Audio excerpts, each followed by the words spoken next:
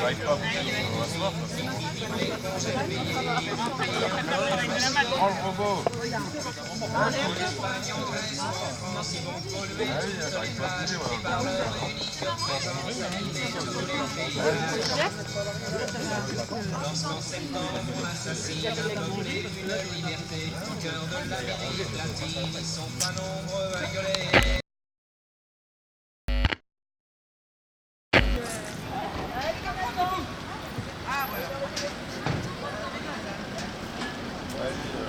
Les urgences sont à bout parce que l'ensemble de l'hôpital s'amène, parce que le système hospitalier arrive à la fin, parce que l'ensemble des professionnels ont donné tout ce qu'ils pouvaient. Professionnels et usagers sauvons notre hôpital public. L'hôpital de Bercy ne peut pas tout supporter sans moyens supplémentaires. Il faut des moyens tout de suite et maintenant avant qu'il soit trop tard.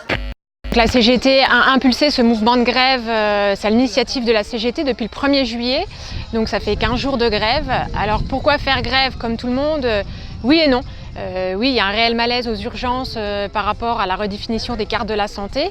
L'hôpital de Mercy, le CHR plus particulièrement, est hôpital support dans la définition des GHT. Mais l'hôpital Mercy voit son activité aux urgences, en ambulatoire, au bloc, mais surtout aux urgences augmenter indéniablement, alors que le nombre de personnel a quasi pas augmenté, hein, et un poste d'aide-soignante en plus.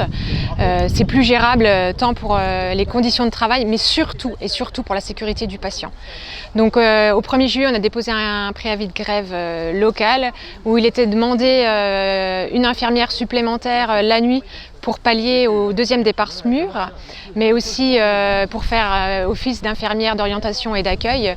On a demandé une conduite à tenir, voire à l'extrémité une fermeture des lits en UHCD, puisque c'est pas sécuritaire quand une infirmière se retrouve seule avec 15 patients instables. Et surtout, on a des postes vacants pour lesquels il faut vite les pourvoir, que ça soit chez les puéricultrices aux urgences pédiatriques ou aux urgences adultes. Il faut vraiment du monde supplémentaire, et on demande aussi des brancardiers pour permettre aux patients de rejoindre le service d'affectation au plus vite. Grâce à toi, merci est foutu, car les urgences sont dans la rue. La direction.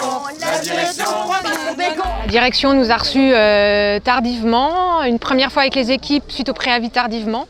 Se retrouvent en difficulté pour répondre, nous garantissent que tous les postes seront pourvus à la fin du mois, sachant qu'il y a quasi autant de personnes qui demandent une disponibilité à la rentrée, et surtout il y a un manque cruel d'infirmières partout.